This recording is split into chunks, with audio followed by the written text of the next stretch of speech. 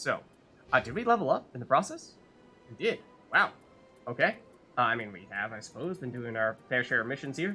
So let's continue throwing in more points into Bastion here. The barrier specialization, not terribly thrilled about this one. I'm not sure it's really going to make much of a difference for us. I don't think we're going to be using barrier all that much, but sure.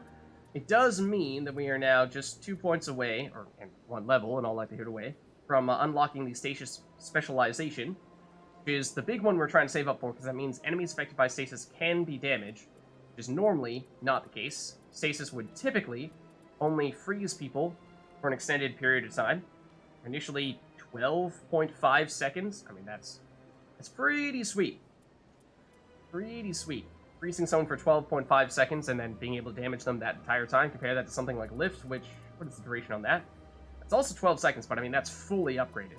And that's still slightly less. But, you know, you throw in additional upgrades for Stasis, and I'm not sure we're going to have enough points to make it all the way through. We might only make it to about Advanced Stasis here, but even still, 17 seconds? I mean, for most, or at least many enemies, that could very well be enough time for us to take them out while they are in that stasis. So, yeah, that is the reason why that was so interesting for us to take that. As for Garrus here, I think we just unlock damping. And then for Rex, now that we have Advanced Overkill, let's throw more points into Throw, I suppose. Oh, even make the case for improving Barrier, just so that he is tankier still. Add that to immunity, and, you know, it's going to be pretty darn tough to take him out. This is true, but just not sure it's really necessary. And I think, or at least the times in which the throw is going to be helpful, I think is probably more often than the times that that additional barrier is going to be helpful, because immunity, I think, is just going to do a lot to help us out. Although it doesn't reduce damage taken to shields, it reduces damage done to life, immunity this is, whereas barrier is very much focused on the shields. So it's sort of a nice complement to it in some ways, I suppose. If you have both of them active, then you are, yes, borderline unkillable. So, I mean, like, it's not interested in stasis at all either. So, I don't know. I don't know how many points we really need to have in throw here for it to be more of a useful crowd control ability that can knock down a wider variety of enemies. I mean, presumably advanced throw is sort of the breaking point there between just only being able to throw the commonly powered / sized enemies and being able to throw moderately sized / powered enemies. So, I mean, yeah, we'll keep on going throw. And I think we'll go advanced throw, and then maybe once we've done that, maybe we do the rest in barrier. I don't know. We'll see. We'll see how we're feeling as we go further along. So, that's an interesting mission, and yes, definitely a memorable one, given just how unique that is, and stressful it is if you are caught off guard by it. What may at first just seem like a simple, oh, cool, we're just going around, following this signal, no big deal, and then suddenly, oh, yeah, this is a self-aware AI that is about to blow up on me. So, at least to a certain extent, I suppose, less impactful on me when I've, you know, done it previously. But for anyone who's doing that for the first time, do you remember what that was like? Because I do recall, first time after me, I was stressed out. I was like, what? It's gonna kill us any second now. I had no idea this was coming. But anyways, let's head over to, oh, there's not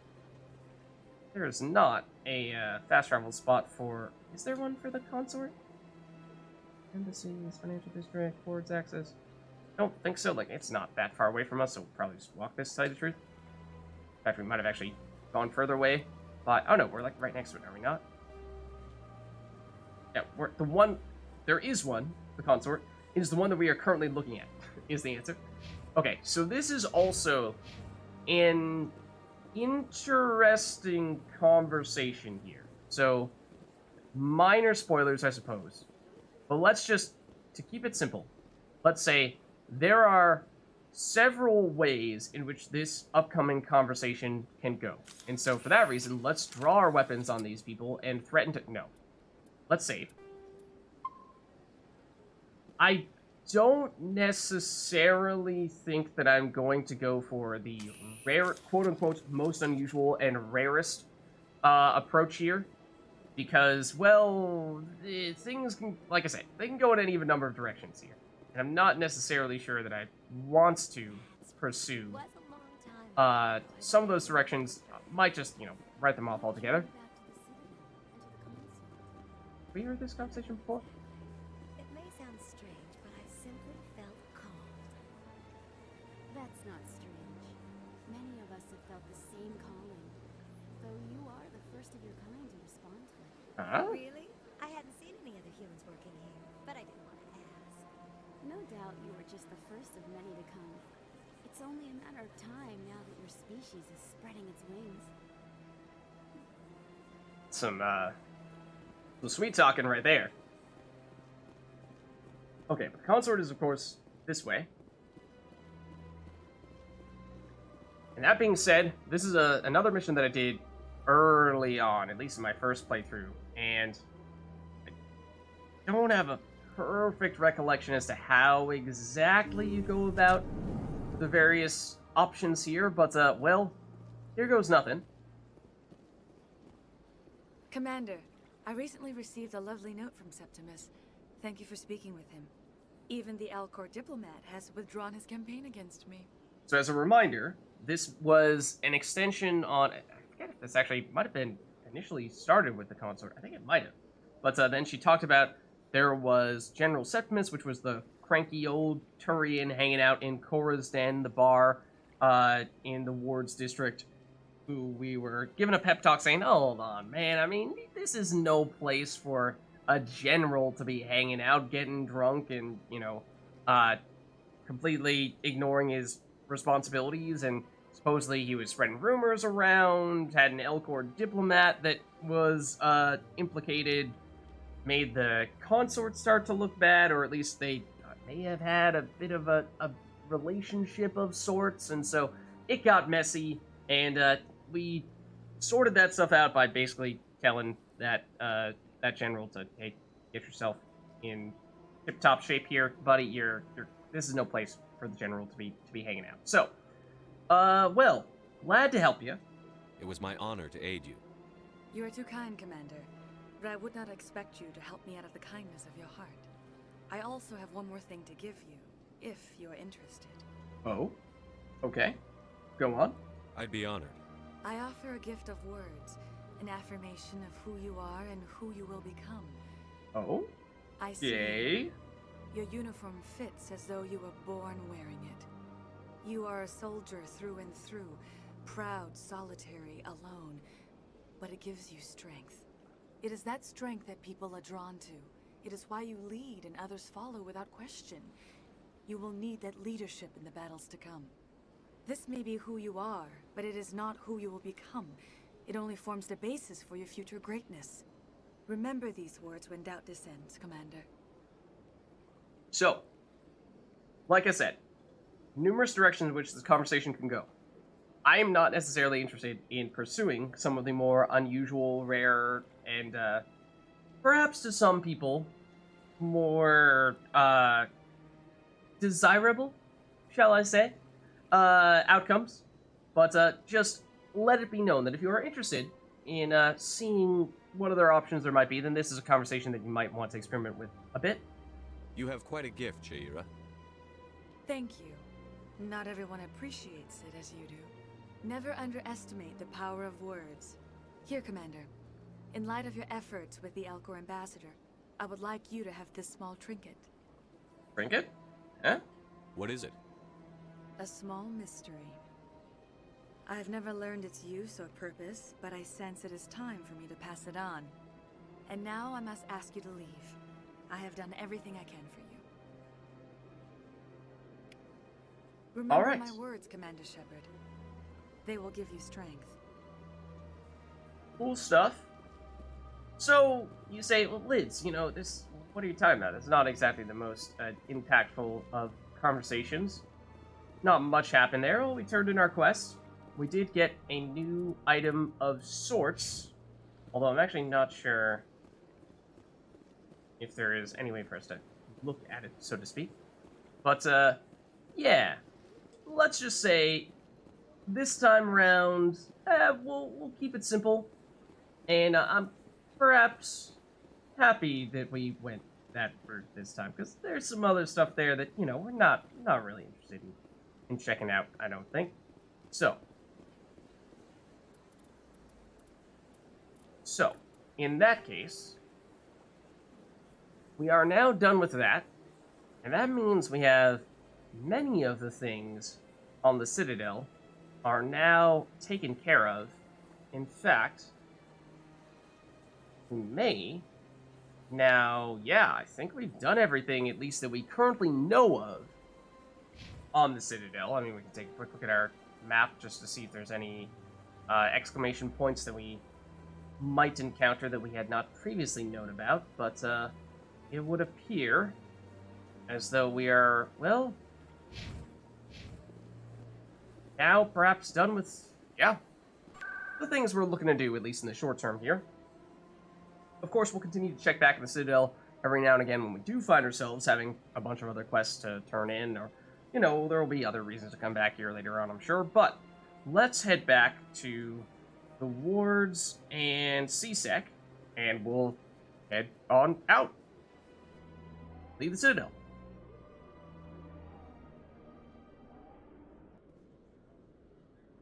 Okay, so now that we are in CSEC, let's actually hold on. Before we do head back to the Normandy, let's just check quickly with the requisition officer over here. Hello, Commander. We could Show use me some what you've supplies. got. I'll open the rare stock for you, Commander. Enjoy. Because I just want to take a quick peek here. See if there's anything we would like to nab. So there is another Omni tool here. It is, in this case, we compare, well, not great. I think the Blue Wire Tool 1 is the starting Omni tool, so it's better than that, because I think that one is 1, or rather a 5 shield bonus, 5 med recharge bonus, and 1 tech cooldown.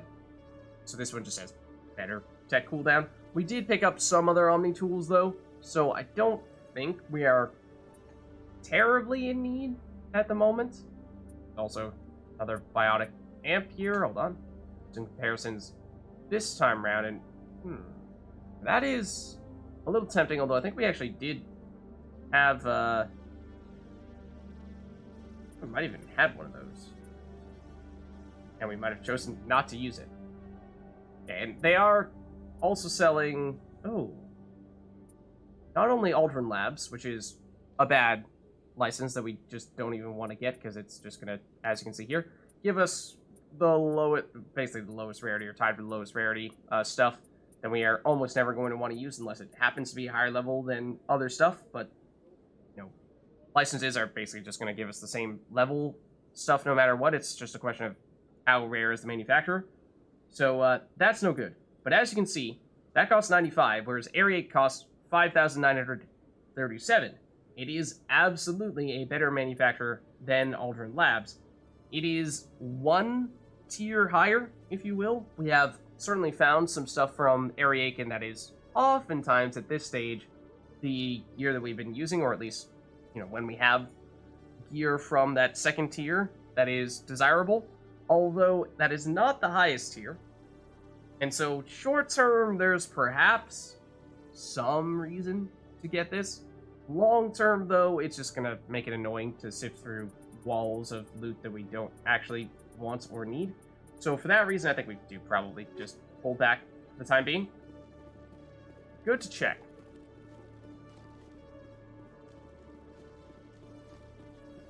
So, in that case, yes, let's head back to the Normandy. Reporter Kalisa Al-Jelani recently attempted to land an interview with Commander Shepard, the first human Spectre.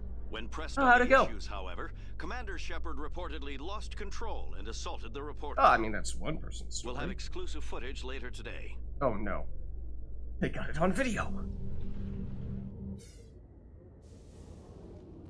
Okay, so. I swear it was justified. Let's hop in. Stand by, shore party. Decontamination in progress. Logged. The commanding officer is aboard. XO Presley stands relieved. Okay, so now that we have done that, let's take a look at what will be next on our agenda here. We do still have a few missions of the, or assignments, technically, I should say, side missions, basically, that we could take a look at here, including but not limited to those ones that we just learned about from Helena Blake, trying to take out the Crime Lords. And that's part of the reason why, well, I did want to chat with her. But other than that, we have UNC Cerberus, which is the one that I'm deliberately wanting to hold off until we do a little bit more on the main quest before we do. Or anything else? Strange Transmission, Biotic Commune. Ah, we could do that. We could do that. Oh yeah, we've actually got a few things. I think for the most part they're just missions in areas that we've not yet been to, and that's part of the reason why we were a little reluctant to go to those places, because we didn't want to lose track of them. But let's see. Which one is standing out to us here? So we can go Biotic Commune. We did, of course, do a mission in which we encountered a lot of biotics a little while back. It was tough. So there could perhaps be something to be said for waiting until we're a little bit more leveled up so we can handle them more readily. Although at this point, I think we've already gotten a fair bit stronger since that time when we did do that mission with the other biotics. So maybe this is not so daunting of a prospect. Whereas, don't really know what to expect about the unusual readings here. Could give it a shot. Hydra system of the Argos Rho cluster. Let's take a look.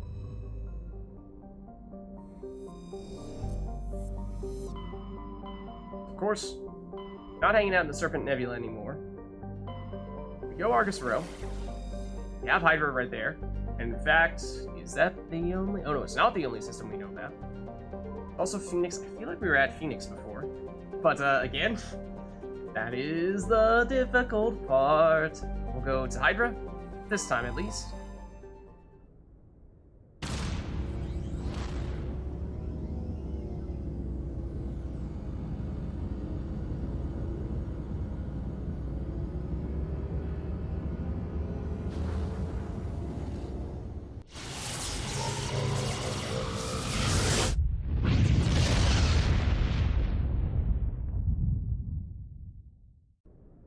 Okay, so let's take a look around here. I'm almost certain we've not yet looked at all in this solar system. So we have Varmalus.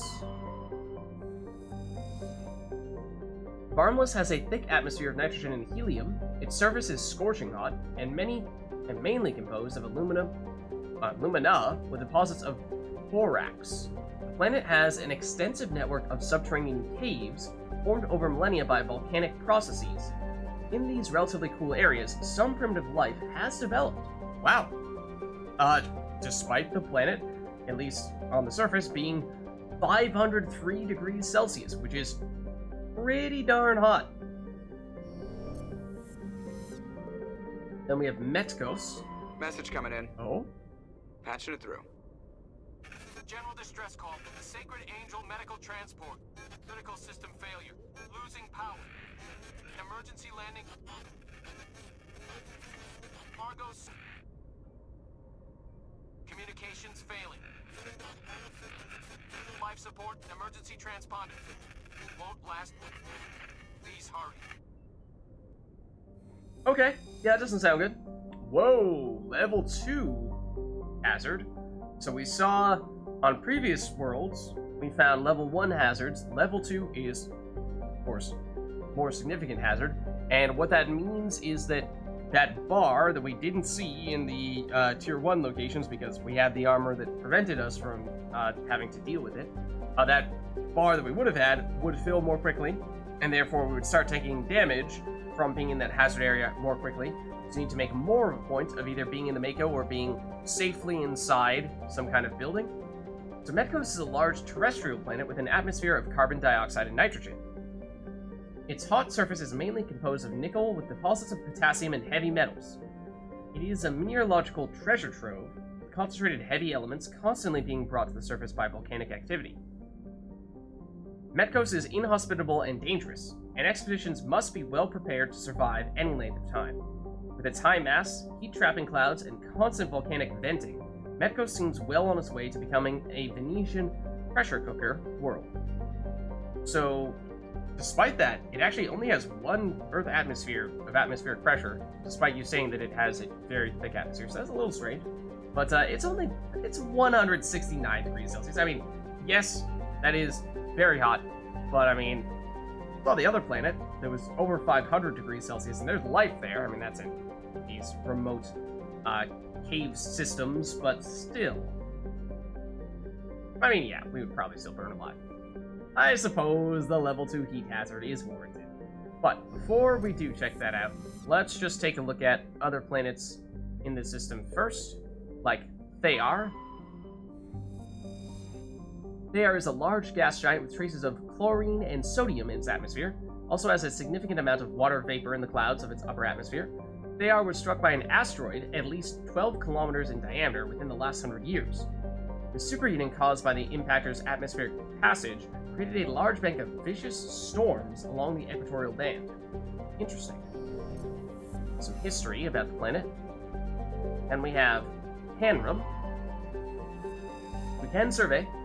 Canrum is a small rocky world with a trace atmosphere of methane and krypton. The surface is mainly composed of magnesium and silicates with deposits of carbon. Canrum was the site of the warlord Shiagur's defeat by Turian peacekeeping forces during the Krogan rebellions. While this band was not especially powerful, Shiagur was a female warlord, and one of the few remaining fertile females at that. She had, through viciousness and cunning, parlayed her unique value into the position of power. Krogan males competed for the right to join her band and lie with her.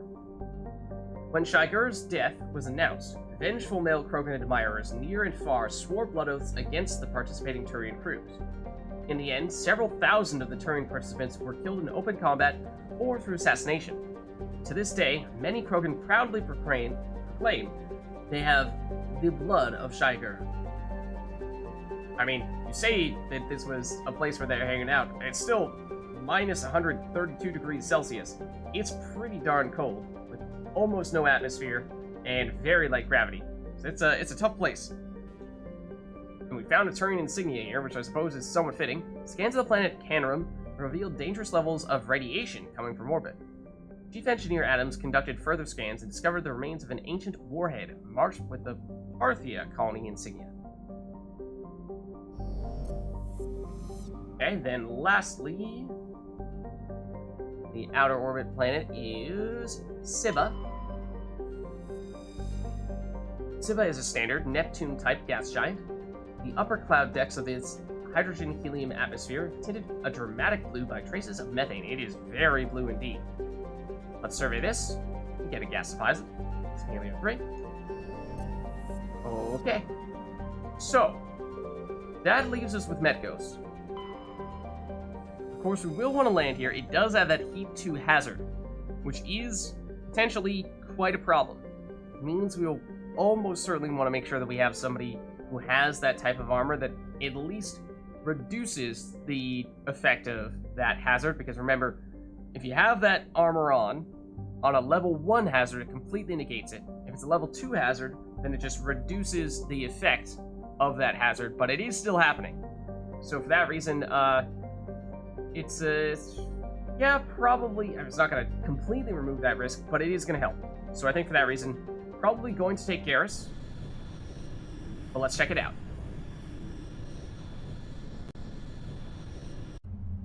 Okay, so yeah, like I said, Garrus, we know, has access to that nice armor that at least reduces the effectiveness, negative effect, of that hazard. So we should probably take Garrus. As for who else we'd like to have, as long as we have one person with that type of armor, it'll affect everyone in the party, so we don't need anyone else on that front. Then I think outside of that, we might want to have... How about maybe even some tech coming from Tally? Yeah, I think we might want that, actually. Let's go for that.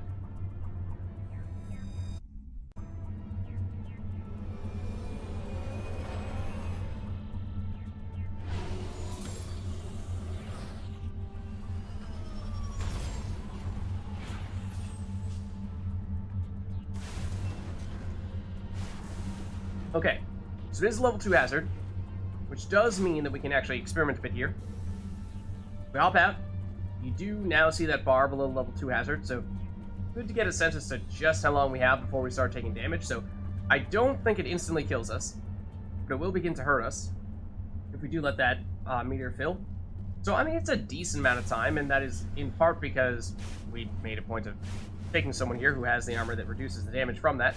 And as you can see, as soon as we hop back into Mako, it goes away. So, it's been a long time since we last used Tally. Actually, I'm surprised we only have 4 points to spend on her. But anyways, let's see. So, for you, we can give you... Got hacking already fully upgraded. Encryption is all the way up for Master Sabotage. That's probably all we're going to want there. Then... First Aid, as I've said previously, generally not a huge fan of it. Then again, we're looking at more, I guess, offensively, we could go shotguns or pistols. Maybe advanced carnage. Whereas defensively, if we go into further electronics, we'll continue to load up on additional shields, which is very much your defensive strength. Is you don't have a lot of health, but you do have the potential to get shields from both electronics and from Quarian Machine. I think we were asking ourselves the same question. How do you technically pronounce that word? Last time, but it also does give tech resistance, which is kind of nice, but of course does not come with the same upgrades to the overload ability. And we have this fully upgraded ourselves, so that's still nice to have a couple people capable of doing it. So, let's see, 1, 2, 3, 4 would not quite get you to Master Overload. That might still be worth getting you closer, though, because, yeah, if we can get you to Master Overload, then at that point, you know, it's probably as far as we feel the need to go with electronics, and from there, we can focus on going more down here for the additional tech resistance. Other thing that really haven't talked about much at all, but the additional healing when we're repairing the Mako, when we have additional electronics, which we do get a fair chunk of that from us. Because again, we've invested a fair bit into this ability here. We're up to 1,600, or do you get any additional repair from this one, or is it only the Master Overload? Looks like it's only the Master Overload. So yeah, we're getting an additional 1,600. I actually don't know what the total HP is of the Mako. It's kind of hard to contextualize that, but I mean, throw in another 800 from Tally right now. Actually, we can. Yeah, let's definitely go this way. I think that'll make it 1,600. I mean, that's got to be collectively across the two of us, I would think, just about full repair. Garrus, I mean, theoretically, at some point you could get electronics, although we've very much not been focusing on that. So let's see. For this quest, we just double check real quick. We have the distress call. We received a distress call from a downed med ship located in the Hydra system in the Argos Rho cluster. We want to find the downed med ship in this Hydra system and provide assistance. Simple as that. If we look at our map, though, we'll see there's a transporter signal here. There's an anomaly here. So in theory, this is, I believe, going to be what we're looking for the primary quest objective. Let's instead, though, perhaps focus on going to that anomaly and beyond first, and then we'll go sort of counterclockwise through here, and then maybe not quite finish on that that quest there. It'll be one of the last things we do in that case. So we'll keep an eye out for any new stuff that we don't yet know about. But it looks like the first thing we may encounter could be this question mark here. And because that hazard, we want to be mindful of not hanging out outside the Mako for all that long. So the easiest way to avoid that is, of course, just parking the Mako next to whatever else you might need to do. And I mean quite literally parking it next to, so that you are out the minimal amount of time. Oh, actually, this is right on the edge of the map. So there's not much further for us to go beyond this.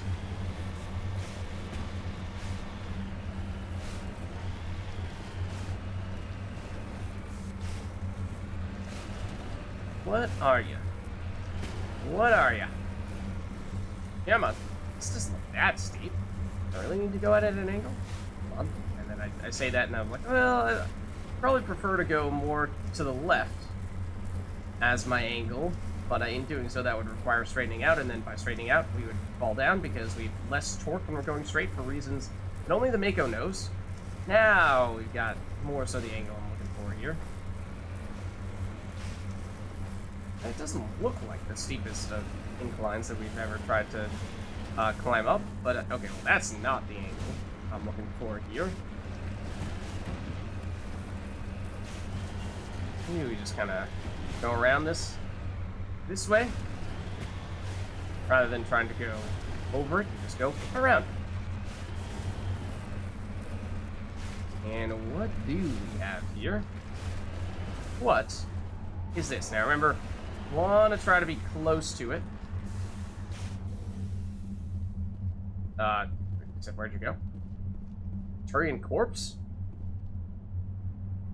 We need to decrypt this. Oh, what? Hold on. I thought I had that. I thought I had that. There we go. Turian insignia. Not so surprising, I suppose. While searching the wreckage, you found a very old letter stamped with the Gothis calling insignia. Unfortunately, the text is indecipherable. Okay, so we got that. I don't think we can actually do anything with the Turian himself. So let's hop back in before we get turned into a Shepard souffle. And then from a map standpoint, yeah, I mean, I put this way out there, but I think that's actually outside the scope of the world, perhaps. So we'll go a little bit further in this direction, but yeah, as we are starting to see here, traversing worlds sometimes is much easier on some planets than it is on others. Sometimes it's much harder than it is on others, depending on what kind of terrain we're talking about. And although this didn't look initially like it was that steep, apparently it is. But we have now found the corner. So we got that all set. Let's start going in that direction. Sort of doubling back here, staying along this northern edge. We'll try to just find a relatively simple, easy route. One that ideally minimizes the extent to which we need to climb up these steep inclines.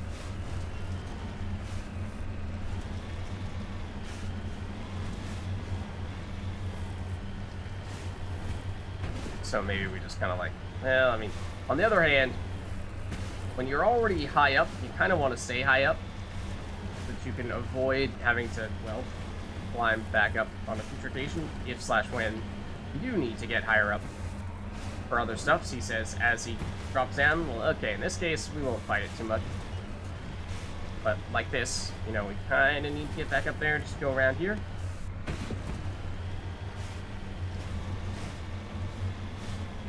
So at least at the moment, not seeing much else here. But we'll see. Now this would be an example of a place where, given how uneven the terrain is, I would not suspect pressure maws. I would think it would need to be quite a bit flatter than this. Now, if we saw this very uneven terrain and then suddenly saw a large flat area that looks sort of arena-like, then you might look at that and say, okay, well, perhaps this is the place where the pressure maw is just chilling. And everywhere else is pretty safe. But there are certainly not pressure maws on every world. We just happen to go to a lot of places early on that were pressure maw places. So I think our perception early on is perhaps a little bit skewed in that direction. But hopefully that means that we're relatively pressure-free for a while now. Not to say that we're done with them per se, probably not. But you know, it'd be nice to just take a little bit of a break from them, I think.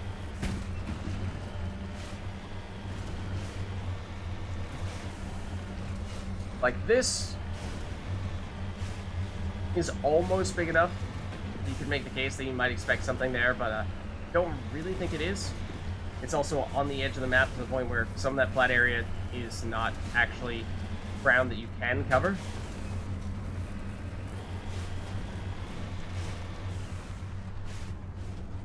What do we have here? So this is the debris that we already knew existed. Kind of debris exactly? That we shall see. Now, that's an area that I really don't want to get stuck in. That looks like the kind of place you, once you get in, there's no getting out.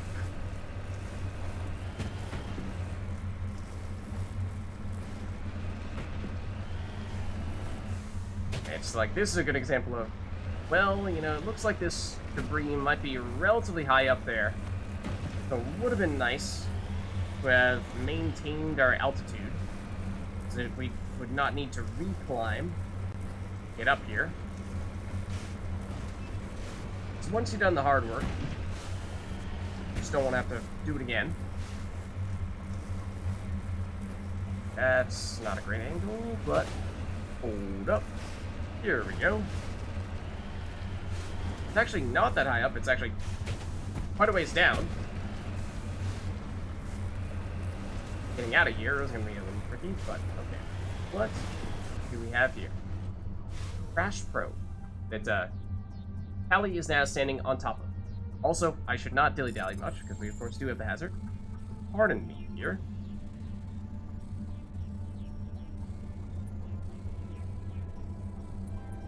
Oh, that was not the best of moves.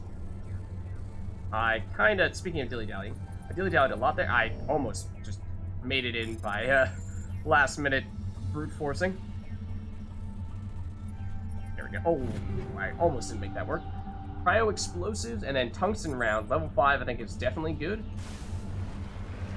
That is the damage against synthetics, which is one of the types of ammo that I think is or almost universally, or at least very common for that to be useful. Now, obviously, if you're going against organic enemies, it's useless. But it's more so between the combination of synthetic and organic damaging rounds. That, I mean, it's always a safe approach. You know, a sizable chunk of additional damage against the type of enemy you're going against. Not bad. And in some cases, you'd like to have that on all of your weapons for all of your characters, perhaps. In which case, you want a lot of that stuff. And it can be kind of hard to get in that volume. It's not that rare, but it's just, if you are truthfully trying to get it on every one for every weapon, at least other people that are currently in your party, that's a lot. Especially if you're talking about, like, a soldier who theoretically could use any and every weapon. One thing for us, when we're technically untrained in most of our stuffs, so pistol is really the only weapon that we're expecting to be using extensively.